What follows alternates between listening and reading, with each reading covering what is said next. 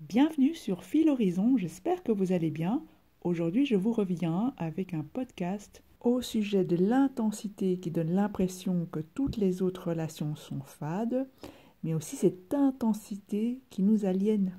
Avant cela, j'aimerais vous partager 2-3 mots concernant cette longue période sans publication. Déjà, dans mon tempérament, je n'aime pas parler pour ne rien dire et donc je suis déjà de base une personne plutôt effacée. Et cela ne représente pas un problème pour moi dans ma vie d'être effacée, à ce point que plus je me détache d'une relation, mieux je me sens. Et cela, je pense que c'est très compliqué pour les autres de le comprendre. Et donc, plus je me sens attachée à quelqu'un et à une relation, plus les choses se compliquent. Certes, au début, j'avais beaucoup d'activités, de travail qui faisaient que je n'avais pas le temps d'enregistrer le podcast, mais plus le temps passait, plus finalement, ça ne se faisait pas. Donc, je pourrais vous invoquer plein de raisons pour expliquer cette période, mais en réalité, je crois bien que moins j'enregistrais et plus je me sentais bien aussi. Il faut comprendre que l'évitement me permet de réguler mon système nerveux. Alors, pour vous qui m'écoutez, qui avez affaire soit à un évitant ou à quelqu'un d'atypique, comment savoir si vous êtes sur la bonne voie? Comment savoir que vous n'êtes pas en train de vous fourvoyer sur le profil de l'autre ou sur le type de relation dans laquelle vous êtes? Alors quand je dis l'autre, c'est au sens très général. Ceci peut même s'appliquer à n'importe quel n'importe quel interlocuteur, que ce soit votre patron, que ce soit une personne de votre famille ou un ami. Je vous partage ici un tableau qui a été l'objet d'un coaching ce matin avec une cliente, mais que je n'ai pas pu terminer avec elle. Étant qu'à le lui résumer, autant en faire profiter tout le monde. Un des grands aspects qui va nous permettre de véritablement construire une relation et une relation, espérons-le, remplie d'amour, c'est en premier lieu de pouvoir quitter l'environnement de l'illusion. Alors comment je me le représente et comment je lui ai expliqué à cette cliente, c'est que du côté gauche, vous avez vous, votre inconscient, vos comportements, vous notez beaucoup d'anxiété, développez-vous peut-être un surattachement par rapport à l'autre personne, voire de la dépendance affective. Vous passez énormément de temps consacré à penser à l'autre personne sans même savoir si c'est réciproque, si la personne déploie tout cet amour également pour vous. Vous vous dites que tout cela est bien normal puisque vous êtes amoureux, amoureuse de cette personne, ou alors à force de chercher des informations sur les évitants, vous vous êtes dit « Ah ben non, peut-être que j'ai un attachement anxieux ». En face de vous, du côté droit de mon tableau, il y a l'autre personne, également avec son inconscient, son comportement, plutôt ses comportements d'évitement qu'on peut clairement observer, ou sinon vous ne serez pas en train de m'écouter.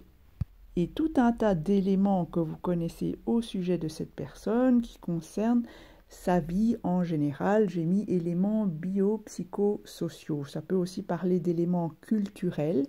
Cela inclut son âge, son niveau social, son niveau d'études, son entourage, bref, tous les éléments qui le concernent, que vous allez analyser, parfois suranalyser, pour expliquer ce que vous constatez qui est de l'ordre du sous-attachement du côté de cette personne. Et de là en découle votre idée qu'il ou elle serait évitant, évitante.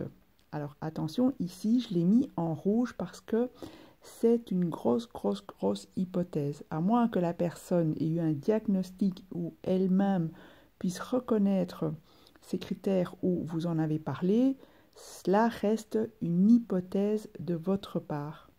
Et comme je vous l'ai déjà partagé sur l'un de mes podcasts, certaines personnes qui me consultent croient avoir affaire à un évitant et ce n'est pas le cas. Alors qu'observons-nous sur ce tableau? On observe qu'il y a une ligne qui sépare les deux personnes et au milieu, au centre, il y a ce qu'on va appeler une fenêtre de tolérance. selon le type de relation que vous avez, que vous nourrissez ou que vous parvenez à entretenir avec l'autre personne, cette fenêtre, elle est plus ou moins grande. Dans la plupart du temps, si vous êtes sur cette chaîne, c'est que la fenêtre n'est pas terrible ou que vous estimez que cette fenêtre n'est pas suffisante pour que vous vous sentiez nourri. On voit que dans cette fenêtre, il s'agit de l'espace qu'il y a pour relationner. Et la relation, parfois, ça se passe bien, parfois, ça se passe moins bien. Donc, j'ai mis un éclair et du soleil. Ça, c'est ce qui se produit de manière naturelle dans toutes les relations. Et même lorsque tout se passe bien de manière globale, générale, sur un temps long, on n'est jamais à l'abri de ce que la vie nous apporte en termes d'épreuves. Mais ce qui fait la beauté et la force du couple, c'est de traverser ces épreuves ensemble. Revenons au tableau, vous voyez qu'il y a une nette séparation entre vous du côté gauche et la personne à laquelle vous pensez du côté droit. Alors on voit aussi sur ce tableau que les inconscients communiquent, les inconscients se parlent, mais cela, ça se passe dans n'importe quelle relation. Quand je disais que quand j'ai mis l'autre au sens large, que ça pouvait aussi concerner une relation professionnelle avec votre patron, lorsque vous irez négocier votre augmentation, je peux vous garantir que vos inconscients, ils se parlent que vous le vouliez ou non. Alors cette remarque-ci, elle est importante pour les personnes qui auraient très très peu de contact, voire pas du tout, et qui vivraient en fait dans une sorte de bulle où seuls les inconscients se parlent. Et donc ici, je me répète, tous les inconscients se parlent à un niveau ou à un autre. Ce n'est rien de magique ni de particulier à une relation d'amour, et quand bien même cela n'indique pas qu'on est en présence de la bonne personne. On est certes en présence d'une des personnes qui nous remue le plus qu'on ait jamais rencontrée, mais cela ne signifie pas que ce soit la personne la plus adéquate pour soi. Par exemple, dans mon cas, eh bien, je reçois beaucoup d'informations de plein de gens, donc de leurs inconscients. Donc, je ne parle pas d'une communication claire, ouverte. Je communique, que je le veuille ou non, avec diverses parts des gens dont ils ne sont même pas au courant. Et ça ne veut pas dire que je sois amoureuse de toutes ces personnes et que toutes ces personnes sont les bonnes personnes pour moi. Rappelez-vous que j'ai une forme d'autisme qui est de type Asperger, qui n'existe plus dans le DSM, mais au moins on sait de quoi on parle. Il est actuellement repris sous le terme générique de trouble du spectre autistique, et mon cerveau ne discrimine moins l'ensemble des informations que les autres. Donc cela veut dire que je perçois beaucoup plus d'informations que la plupart des gens. Il m'arrive, sans que je ne le veuille, d'être au contact de défunts, par exemple. Et donc, ce que certains vivent comme des situations paranormales où elles ont l'impression de communiquer avec l'âme ou qu'elles vivent des phénomènes de l'ordre de la télépathie ou des synchronicités hors du commun, sachez qu'il y a beaucoup de gens qui vivent ça hors du cadre amoureux. Et donc, pour moi, ce ne sont pas les informations les plus capitales pour déterminer le type de relation dans lequel on est, ni même le ressenti intense. Tout cela, pour moi, est bien trop surcoté. En tout cas, en vivant une relation où il ne se passe pas ce qu'on aimerait ce qui se passe, mais juste en la basant sur le fait que les inconscients se parlent, ce dont je suis tout à fait consciente, je ne suis pas sûre que ce soit une super bonne idée. Si moi je communique avec l'inconscient de plusieurs personnes, qu'est-ce qui ferait de moi que je sois moins ou plus la flamme jumelle que la personne qui se croit leur flamme jumelle? Rien, puisque c'est exactement le même phénomène. Alors, sur quoi on va pouvoir s'appuyer dans cette relation et comment on va parvenir à faire que cette fenêtre de tir soit de plus en plus grande, voire abattre les murs? Bon, quand je dis abattre les murs, c'est une expression, ça n'existe pas dans le relationnel puisque chacun a toujours un jardin secret. Il faut juste que ce jardin secret ne se transforme pas en un parc national. Et donc, plutôt que observer et interpréter le comportement de l'autre, pourquoi ne pas le questionner sur sa réalité. Donc en bas à droite, vous voyez qu'il a sa réalité. En bas à gauche, vous avez votre propre réalité. Et donc, plutôt que de s'inventer l'histoire, que c'est exactement la même réalité, qu'il y a tellement de synchronicité, qu'on est flammes jumelles, etc., pourquoi ne pas observer plutôt la réalité de la vie de l'autre? Et lorsque on s'est inventé l'histoire que l'autre personne était évitante, donc parfois on ne le sait pas, donc ce n'est qu'une hypothèse, on va adopter tous les comportements en fonction du fait de cette croyance. Il arrive des cas, par exemple, où la personne à laquelle on pense, elle évite que soi. Elle n'évite personne d'autre. Or, en évitant, il évite plus que la personne qu'il aime. Il évite les gens au boulot, il évite les gens un peu partout. Et quand bien même il serait avéré que la personne est évitante, adopter certaines croyances en fonction de cet évitement n'est pas forcément productif. S'adapter à l'évitement de l'autre fait qu'on n'est plus du tout soi-même, on n'est plus du tout authentique. Et donc, qui a envie d'être avec quelqu'un qui n'est pas authentique? Et donc ici, moi, ce que je suggère de faire, c'est d'aller questionner la réalité de l'autre. Et il y a des façons d'y arriver, notamment par l'affirmation juste. La tragédie, lorsque on ne va pas questionner la réalité de l'autre, c'est qu'il a peut-être une vie, mais tout à fait différente de ce qu'on croit. Il est peut-être dans un environnement, une dimension, mais tout autre de ce que celle à laquelle on s'est raccroché, sans occulter le fait il ou elle ne soit peut-être même pas évitant. L'idée, c'est de parvenir à objectiver plus ou moins ce qui se passe entre vous deux. Le problème en ne le faisant pas, c'est de rester orbité sur ses ressentis de manière auto-centrée. C'est-à-dire que dans la réalité à droite, on a une personne qui se sent seule et on a une personne qui souffre, mais qui ressent des choses tellement intenses qu'elle ne voit pas que c'est l'intensité de sa propre projection qui lui revient en boucle sur elle-même pour qu'elle se re-questionne et qu'elle observe ce qu'elle a observé pour elle-même, pour comprendre ce qui lui arrive. Et c'est pour cela que, par exemple, certains coachs de flammes jumelles expliquent que ce parcours est avant tout un parcours qui sert à faire un retour sur soi. Mais cette intensité-là, elle ne signifie pas, et en aucun cas, que c'est l'amour de votre vie, que l'autre personne est la bonne personne, que c'est votre flamme jumelle, etc., etc.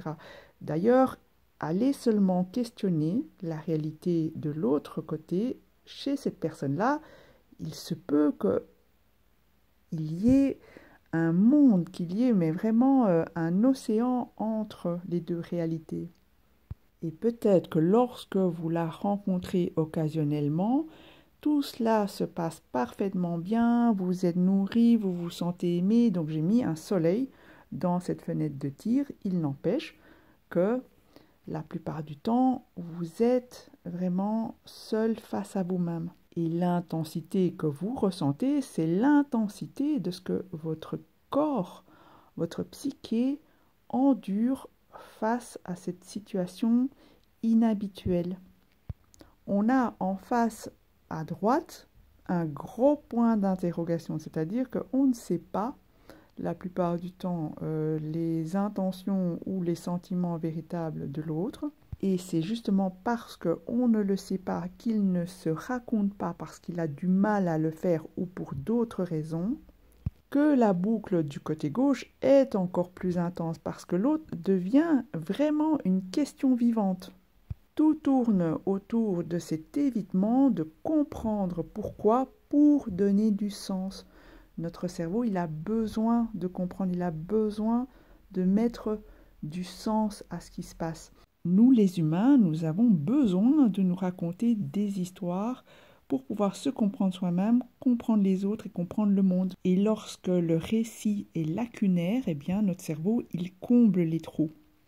L'idéal pour arriver à vivre l'amour, c'est déjà de se raconter l'histoire de la façon la plus juste. Alors, comment lever le voile de l'illusion et comment dépasser tout ça? Comment sortir de l'illusion pour enfin aller vers l'amour? Déjà, si la personne en face de vous, elle est vraiment évitante, elle n'a pas spécialement besoin de vous fréquenter, ni de vous voir, ni quoi que ce soit, pour sentir, même à distance, que vous êtes dans ce cycle d'intensité dans lequel parfois vous vous noyez. Et donc, même si vous êtes persuadé au fond de votre cœur que toute cette intensité que vous ressentez est de l'amour vrai, est le signe d'un grand amour, sachez qu'avec un évitant, c'est même ça qui va empêcher la relation. Ce n'est pas l'intensité en premier chef qui fait vraiment peur à l'évitant, c'est de sentir que cette intensité-là ne parle pas d'amour. Cette intensité, elle parle de quoi? Elle parle du terrain dans lequel vous vous trouvez, qui est une sorte de terrain enflammé de cette personne pour laquelle vous développez certes des sentiments amoureux, mais qui ne sont pas forcément liés à la réalité de cette personne. C'est-à-dire que c'est plus lié à une projection qu'à la vraie personne. Et pour que ce ne soit pas qu'une projection, il n'y a que le temps passé en relation entre personnes qui nous révèle la nature exacte de la relation. Plus quelqu'un cache ses sentiments, plus il est susceptible d'être submergé par ceux-ci. Donc on ne sait pas les cacher toute une vie. Donc moi, j'ai quand même un doute, un gros doute quand on vous dit que si ce n'est pas pour cette vie-ci, ce sera pour la prochaine. Et donc, qu'est-ce qui va faire que la relation va devenir constructible et même avec un évitant? Je vous rappelle d'aller voir ce documentaire Arte qui est vraiment bien fichu, qui s'appelle Moi sans attache. Vous verrez cet homme qui vous présente sa vie de famille. Donc, c'est un couple avec un enfant. Donc, il y a tout à fait moyen de construire un couple avec un évitant. Et la personne à laquelle vous pensez, elle a peut-être même passé des décennies en couple avec une vie de famille, etc. Pour cela, et pour tout couple d'ailleurs, il va falloir faire avec le principe de réalité. Pour cela, pour arriver au dernier tableau que je vous propose, voyons comment agrandir cette fenêtre de tir qui permet, donc c'est l'espace qui permet de créer la relation. Pour qu'il y ait relation, il faut qu'il y ait un espace minimal au départ. Donc sans cet espace, donc sans contact, c'est comme s'il n'y avait pas de relation. Et parlant de relation, vous voyez que j'ai mis les deux personnes, cette fois-ci face à face, dans un même environnement, dans une même dimension, et bien que la relation ne soit pas toujours parfaite, il y a des soleils, il y a des éclairs, donc ça c'est le propre de la relation. Ce ne sera pas toujours parfait, et quand bien même ce ne serait pas parfait et qu'il y aurait des crises, les deux sont au sein de cet espace pour pouvoir garantir ensemble à deux qu'on va traverser la crise, la situation. Pour en arriver à cet endroit-là, rappelez-vous, je vous ai dit qu'il fallait aller questionner la réalité en face, la réalité de l'autre, plutôt que de persister à vivre dans un monde d'illusions. Par exemple, si de votre côté, dans l'élément A, vous vous dites que voilà, vous partagez un grand amour avec cette personne, vous allez le vérifier de l'autre côté. Et si c'est partagé, il se peut que avec une personnalité évitante, ce soit plus lent, ce soit plus saccadé. La personne va dans la relation, mais quasi à reculons ou alors par petites touches. Mais c'est tellement extrême que ça ne peut pas être confondu avec d'autres profils qui reviennent vous faire du love bombing quand ça les arrange. Ça, c'est pas un évitant. Voilà, pour ne pas non plus passer 3 heures en explication, ce que j'essaie de vous dire, c'est que cette fenêtre de tir, la relation, elle va commencer à exister à partir du moment où il y aura ces échanges authentiques. À partir du moment où on pourra se dire, mais depuis une certaine authenticité du cœur. Beaucoup de gens sont persuadés d'être authentiques dès lors qu'ils expriment spontanément ce qui leur vient, sans discerner que cela vient d'une forme de blessure, cela vient de l'ego, ou cela vient d'une peur, ou cela vient de que sais-je, mais pas du cœur. Et ce n'est pas parce qu'on parle d'amour que ça veut dire que notre message vient du cœur. Sortir de l'illusion, ce serait aussi de pouvoir échanger par exemple avec l'autre au sujet des synchronicités ou des éléments qu'on remarque de son côté et qui nous paraissent tellement extraordinaires, mais souvent ces éléments-là, ils nous parlent plus de nous que de la relation. Et cela, vous allez vous en rendre compte en allant le partager avec l'autre. Il est possible que la personne vous réponde que non, désolé, elle n'a pas remarqué de choses de cet ordre-là, mais ce n'est pas grave, ça ne change rien à la qualité de la relation. Et c'est pas parce que la personne vous répond « Ah ben oui, j'ai ressenti exactement la même chose que toi au même moment que toi », que ça garantit la relation. Ce qui assure la pérennité de l'amour, c'est en effet peut-être qu'il y a ces inconscients qui se parlent, mais encore, il faut qu'il y ait aussi toutes les richesses qui sont en commun. Et encore, faut-il traverser tous les obstacles ensemble. Et donc, avoir les problématiques en commun va vous aimanter fatalement à la personne par l'inconscient. Mais encore, faut-il avoir plein d'autres points positifs en commun pour que la relation puisse vivre et ensuite parvenir à conjuguer tout ça dans le temps à travers les épreuves de la vie, etc. Arrivé à ce dernier tableau, vous auriez peut-être remarqué que j'ai carrément enlevé la notion de flamme jumelle parce que une fois que vous pouvez créer une belle relation avec quelqu'un et qui soit intense et que vous êtes à deux dans le même bateau pour pouvoir avancer, je peux vous dire qu'en fait, ça n'a mais aucune sorte d'importance d'être flamme jumelle ou pas. En tant que partenaire de vie, vous allez faire ce qui vous semble juste pour vous, pour votre couple et pour les autres, pour pouvoir aider aussi les autres, mais pas parce que vous êtes flamme jumelle, mais parce que c'est une évidence, c'est tout. Ce qui est du sort du monde, de l'humanité, de la nature, des animaux, des personnes, des populations fragilisées, de tout ce qui concerne le vivant, c'est évident que cela vous tient à cœur. L'amour qui irrigue tout votre être, votre cœur, votre âme et même le mental, il y en a tellement que ce n'est même pas possible de ne pas le partager.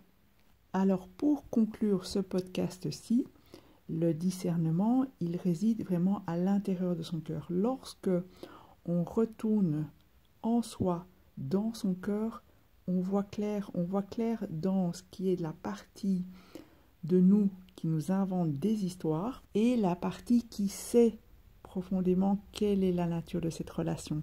Si vous voulez avancer et savoir comment arriver à cette phase-là, n'hésitez pas à me contacter sur filhorizon@gmail.com. J'espère que vous avez apprécié ce podcast. Merci de le liker ou de le partager. Je poursuivrai ma réflexion dans un prochain podcast.